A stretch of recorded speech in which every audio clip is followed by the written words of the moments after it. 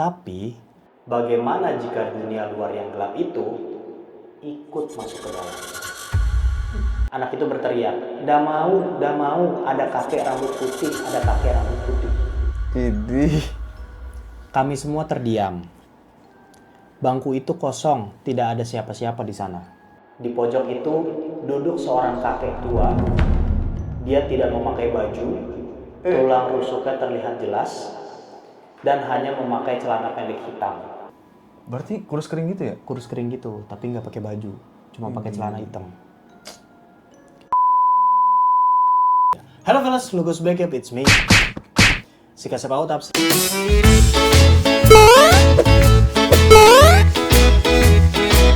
Selamat datang kembali di channel WhatsApp kali ini, dan di kesempatan kali ini kita akan membawakan konten baper atau bahas paranormal experience.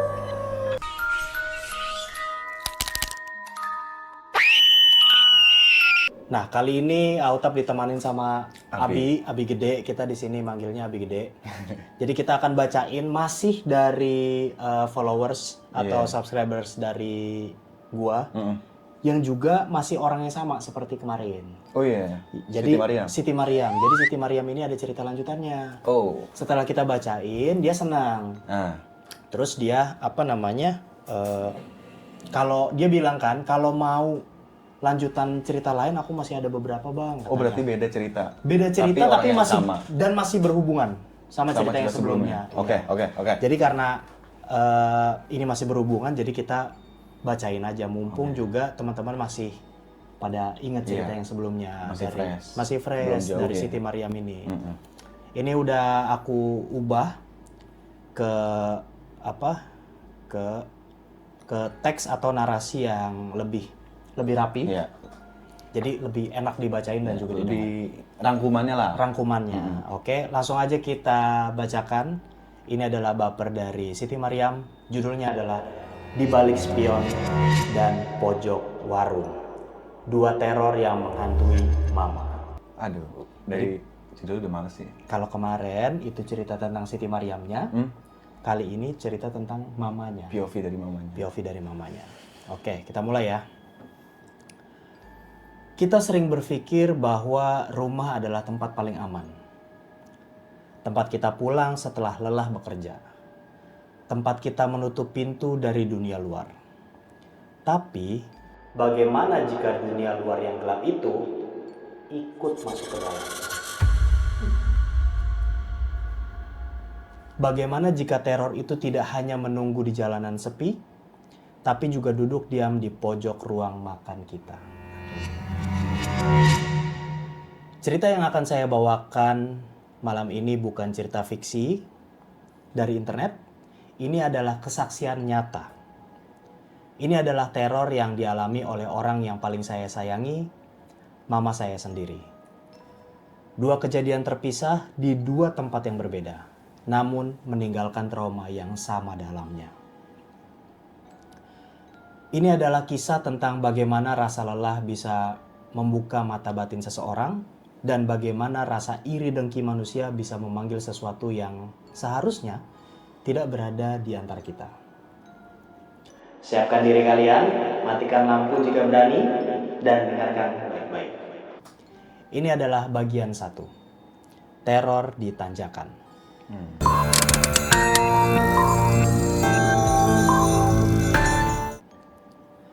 Kisah ini bermula beberapa tahun yang lalu, saat mama masih bekerja sebagai buruh pabrik. Kalian tahu kan ritme kerja pabrik? Keras, disiplin, dan melelahkan. Mama sering dapat shift 2. Masuk sore jam 3, seharusnya pulang jam 11 malam. Tapi namanya pabrik, lembur itu sudah seperti kewajiban tak tertulis. Malam itu, malam yang naas itu, Mama baru bisa keluar gerbang pabrik jam 1 dini hari. Bayangkan, jam 1 pagi, badan sudah remuk redam setelah 10 jam berdiri mengejar target produksi. Yang ada di pikiran Mama cuma satu, kasur. Untuk beristirahat tentunya. Mama pulang naik motor sendiri. Rute pulang ke rumah kami harus melewati sebuah area yang terkenal angker. Orang-orang menyebutnya tanjakan saluran air. Itu bukan sekedar tanjakan biasa.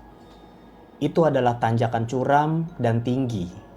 Dan persis di sisinya mengalir sebuah got besar, lebih mirip sungai kecil sebenarnya. Airnya selalu deras, bergemuruh, mau hujan atau panas. Arusnya selalu kuat. Dan sudah jadi rahasia umum, tanjakan itu sering meminta korban kecelakaan. Males sih. Jam 2 pagi kurang sedikit. Jalanan sepi total. Hanya ada suara mesin motor mama yang dipaksa menanjak dan suara gemuruh air got di sebelahnya. Udara dini hari itu dingin, menusuk tulang. Saat motor mama mulai mendaki, di titik di mana penerangan jalan mulai remang-remang, mama melihatnya. Di pinggir got yang airnya deras itu berdiri seseorang. Awalnya, mama pikir itu mungkin orang gila atau pemulung. Tapi ada yang aneh. Sosok itu diam mematung. Pakaiannya serba hitam dari atas sampai bawah. Seolah menyatu dengan kegelapan malam. Mama mencoba berpikir positif. Mungkin cuma orang lewat. Mama terus melaju melewati sosok itu. Motor mulai memasuki jalanan yang menurun setelah tanjakan. Entah kenapa ada dorongan kuat di hati mama untuk memastikan. Perasaan tidak enak yang tiba-tiba menyergap tengkuk. Mama melirik ke kaca spion motor sebelah kanan. Demi Tuhan, apa yang mama lihat di pantulan kaca kecil itu membuat darahnya berhenti mengalir. Sosok serba hitam yang tadi mama lewati, dia tidak lagi seukuran manusia normal. Di dalam pantulan spion itu, mama melihat sosok itu berubah. Dia tumbuh, membesar dengan cepat. Tubuhnya yang hitam kini terlihat berbulu lebat, pekat seperti aspal. Dan di kepalanya muncul tanduk kecil. Males. Tapi yang paling mengerikan adalah matanya. 2 titik merah menyala di tengah kegelapan. Wajahnya yang tak berbentuk. Sosok itu terus membesar hingga setinggi pohon beringin tua yang ada di pinggir jalan. Dia berdiri menjulang di belakang mama, menatap lurus ke arah spion. Mama panik luar biasa. Akal sehatnya hilang. Matanya terkunci pada monster di spion itu. Sementara motornya sedang melaju di jalan turunan. Dan brak! Mama kehilangan kendali. Motornya oleng dan menghantam aspal dengan keras. Mama terpental, sakit luar biasa menjalar di sekujur tubuhnya. Tapi rasa takutnya jauh lebih besar. Mama tergeletak di aspal dingin, setengah sadar berharap makhluk setinggi pohon itu tidak melangkah mendekatinya. Beruntung, masih ada keberuntungan malam itu. Seorang bapak-bapak tetangga kami kebetulan lewat dan melihat mama tergeletak. Dia menolong mama, membopong mama pulang. Motor mama dibiarkan tergeletak begitu saja di tanjakan itu sampai pagi. Trauma itu begitu hebat. Besoknya, tanpa pikir panjang, mama mengajukan surat resign. Dia berhenti bekerja. Dia tidak peduli soal uang pesangon atau apapun. Baginya tidak ada gaji yang sepadan dengan nyawa. Dan sampai detik ini, mama tidak pernah berani lagi melewati tanjakan itu. Siang, apalagi malam. Kami pikir setelah mama keluar dari pabrik, teror itu selesai. Kami pikir itu cuma nasib sial karena mama terlalu lelah di tempat yang salah. Tidak lama setelah itu, keluarga kami memutuskan untuk pindah. Kami membeli sebidang tanah tidak terlalu jauh dari rumah lama dan membangun rumah impian kami di sana. Rumah yang lebih nyaman. Dan karena Mama sudah tidak bekerja lagi di pabrik, Mama memutuskan untuk membuka usaha sendiri. Membuka warung nasi semacam warteg kecil di bagian depan rumah baru kami. Awalnya luar biasa. Warung Mama laris manis. Masakan Mama memang enak dan tetangga sekitar senang ada warung makan baru. Setahun pertama berjalan sangat lancar. Kami hidup tenang. Tapi kami lupa satu hal. Di dunia ini tidak semua orang suka melihat orang lain bahagia. Kita masuk ke bagian 2, yaitu adalah tamu tak diundang di pojok warung.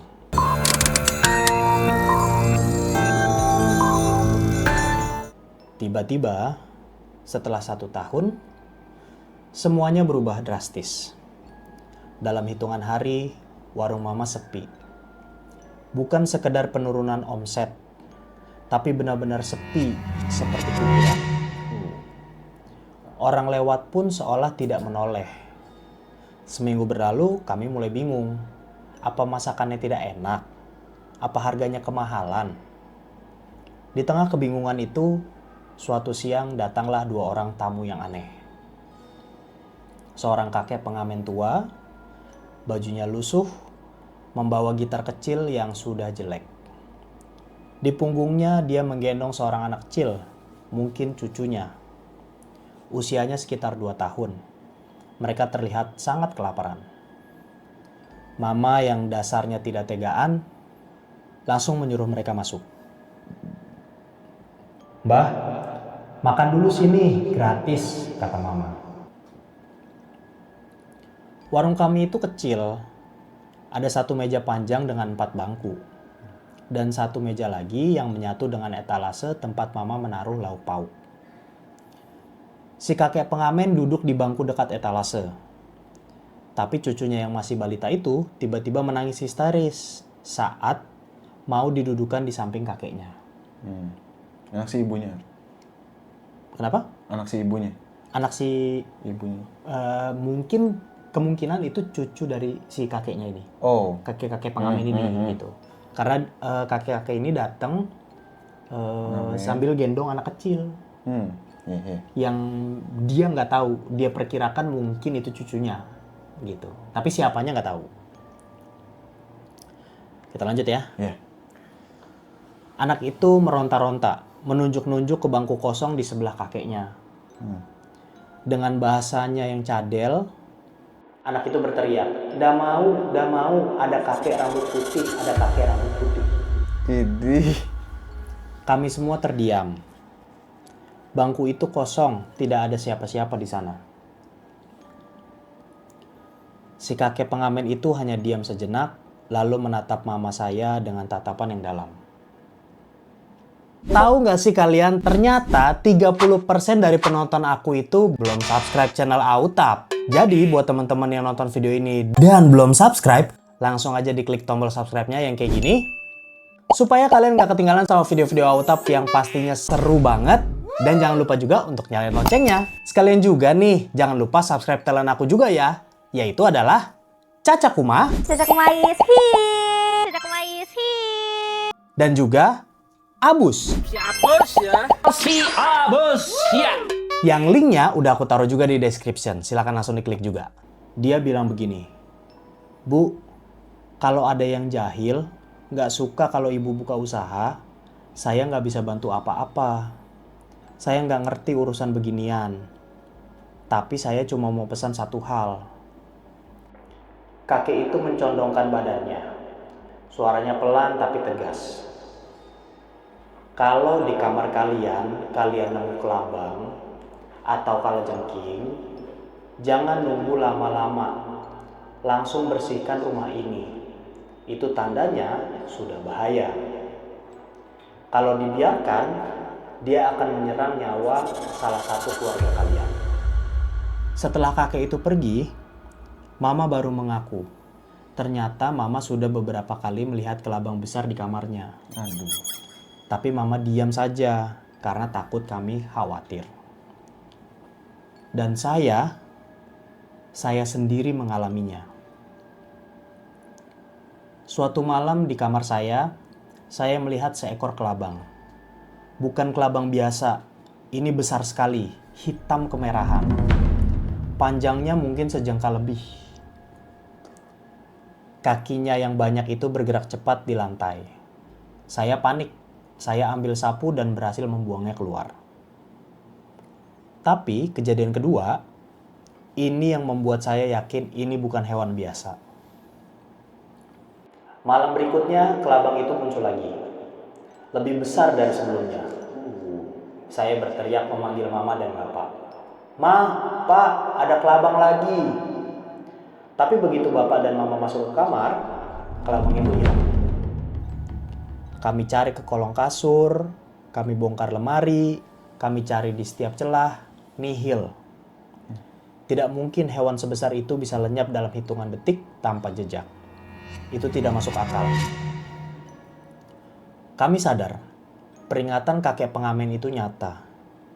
Besok malamnya, kami memutuskan untuk melakukan pembersihan rumah. Kami panggil seseorang ustadz untuk ruqyah rumah kami. Malam itu, saat ayat-ayat suci mulai dibacakan dengan lantang, suasana di dalam rumah berubah drastis. Udara menjadi berat, panas, dan menyesakkan dada. Kami bertiga, saya, mama, dan bapak, duduk di ruang tengah. Dan saat itulah hijab yang menutupi mata kami terbuka bersamaan. Kami, merinding. Kami bertiga menoreh ke arah pojok warung, pojok yang selalu terlihat agak gelap meskipun lampu menyala. Di sana kami melihatnya. Di pojok itu duduk seorang kakek tua. Dia tidak memakai baju, tulang rusuknya terlihat jelas, dan hanya memakai celana pendek hitam. Berarti kurus kering gitu ya? Kurus kering gitu, tapi nggak pakai baju, cuma pakai celana hitam. Dan di pinggangnya terlilit kain batik lusuh. Rambutnya, ya Tuhan, rambutnya, alisnya, kumisnya, jenggotnya, semuanya putih. Tapi bukan putih bersih, putih kusam, panjang, dan gimbal menggumpal-gumpal. Alisnya begitu panjang sampai menjuntai menutupi sebagian matanya. Dia duduk bersila di sana, diam. Saat kami menatapnya dengan ketakutan, dia perlahan mengangkat wajahnya. Dan dia tersenyum. Bukan senyum ramah, itu adalah senyuman paling mengejek, paling merendahkan yang pernah saya lihat seumur hidup saya. Gigi-giginya yang hitam dan jarang terlihat jelas. Dia seolah berkata, "Kalian baru sadar aku di sini." Detik itu juga saya teringat tangisan anak kecil pengamen itu. Ada kakek rambut putih. Anak itu benar. Selama ini, di bangku kosong di warung kami, di pojok rumah kami, ada sesuatu yang duduk mengawasi kami, mematikan rezeki kami, dan meneror kami dengan wujud binatang berbisa. Ular. Malam itu menjadi malam yang panjang bagi keluarga kami. Proses pembersihan berjalan alot. Tapi alhamdulillah setelah malam itu gangguan-gangguan fisik mulai berkurang. Meskipun butuh waktu lama bagi warung mama untuk bisa bangkit lagi. Dan rasanya tidak pernah sama seperti dulu. Dua kejadian itu mengubah cara pandang saya dan mama terhadap dunia ini. Kami belajar bahwa teror bisa datang dalam bentuk raksasa hitam di jalanan sepi saat kita lengah. Tapi teror yang lebih mengerikan adalah yang dikirim oleh sesama manusia yang duduk diam di sudut rumah kita sendiri, tersenyum mengejek di balik kesialan yang menimpa kita. Jadi, jika nanti malam kalian pulang ke rumah dan merasa ada sudut ruangan yang terasa lebih gelap atau lebih dingin dari biasanya, jangan buru-buru diabaikan. Mungkin ada yang sedang duduk di sana menunggu kalian untuk menyadarinya. Terima kasih. Jujur tapi awal merinding aja tuh udah si wujud itu tuh. Hitam gede bertanduk mata merah. Udah males sih. Apalagi di si pion. Jadi kan kita gini kan, bawa motor kan. Iya. Rasanya kayak dikejar aja walaupun mungkin dia nggak ngikutin kan. Iya, bener. Udah gitu pas dilihat dia kayak makin gede kan. Pasti itu bulu kuduk tuh Wah, merinding banget sih. Iya. Kalau kayak gitu. nggak bisa. Terus ada di momen-momen momen-momen dimana nanti gue niatnya mau undang bokap gue. Oh, Karena dia juga tahu cerita ini karena dia yang ngalamin. Jadi waktu itu gue mau jemput nyokap gue. iya. Itu posisi naik motor, kita berdua. Mirip-mirip kejadiannya. Mirip-mirip, tapi ini intinya kita berdua nggak nyampe-nyampe. Oh, setan keder. Iya, jadi kalau kalian mungkin mikir kayak, Autap kan konten kreator, jadi ceritanya buat aja, gimmick aja, apa segala macam gitu. Nah kalian kalau ngelihat nanti orang tua aku sendiri yang cerita, yang ngomong, kalian bakal lihat orang tua kan nggak ada kepentingan ya. Maksudnya nggak ada ngapain dia bohong, ngapain dia apa gitu kan. Justru orang tua kan pengennya terlihat tegar, fine. Nggak ada setan-setan gitu kan. Iya, biasanya pengennya kelihatan gitu kan justru kan. Biar anaknya nggak takut. Biar anaknya nggak takut apa segala macam. Tapi nanti kalian saksikan, aku undang papa aku karena kita berdua yang ngalamin. Jadi dia bakal cerita juga, mungkin sedikit gue bantu karena mungkin ingatannya udah mulai ini kan. Diinget-ingetin lagi. Tapi kita berdua harusnya sih masih ingat itu malam-malam jemput nyokap gue lewat jalan tembus, jalan yang nggak biasa. Iya. Jalan tikus. Jalan tikus karena lagi banjir di mana-mana. Oh, berarti ini tahun kapan kira-kira? Ini yang Lama banjir banget ya? gede. Yang banjir gede bulan Februari 2015. Oh, 15. Ya, banjir yang 5 tahun sekali itu. Oh iya. Ya, itu di daerah Ciledug tuh di mana-mana tuh banjir. Tapi ada satu jalan ini yang nggak banjir. Tahu nggak kenapa? Karena tanjakan. Oh. Dia itu tinggi. Iya. Makanya relate nih sama cerita ini. Iya. Karena itu tanjakan, dia tinggi dan kita berdua itu lewat jalan tikus itu dan daerah situ nggak ada yang banjir sama sekali. Dan kenapa dia ada tanjakan tinggi banget padahal itu jalanan perumahan? Karena di belakang sana itu ada pintu air. Oh iya. Nah, sengaja dibikin tinggi. Sengaja dibikin tinggi karena naik gini terus nanti soalnya ada pintu air di ujung sananya. Kalian ingat-ingat cerita. Stop dulu guys, sebelum lanjut nonton aku mau ingetin dulu nih bahwa membership channel Autap udah dibuka lagi guys. Jadi buat teman-teman yang belum join membership langsung aja buruan join. Karena kalian bakalan dapetin badge dan emoji spesial buat kalian pamerin di kolom komentar dan juga live chat. Terus ada juga early access ke semua video baru Autap, jadi kalian bisa komen first. Terus yang paling spesial adalah aku bakalan pilih random buat teman-teman yang join membership Autap setiap bulannya untuk main bareng sama aku dan juga Anjay Team guys. Jadi nanti kita bakalan main bareng Kuyang, Mafia, Spy, dan juga game-game seru lainnya. Caranya gampang banget. Buat pengguna handphone Android, kalian bisa langsung klik tombol join yang ada di sebelah tombol subscribe. Dan bagi pengguna iPhone, langsung aja cek kolom komentar, itu ada pin komen paling atas, linknya tinggal diklik. Di situ, kalian tinggal pilih aja perksnya sesuai sama kebutuhan dan kemampuan kalian masing-masing. Gaskan, buruan join dulu. Aku tungguin ya. 3, 2, 1. Oke, silakan lanjut nonton videonya. Baper kita beberapa hari belakangan ini itu juga ada yang kita bahas soal gimana makhluk itu paling seneng biasanya di tempat yang banyak air, lembab, terutama banyak air. Iya sih. Seperti ceritanya Mas Andri, Iya. yang sebelum-sebelumnya juga kita bahas. Makanya ada apa?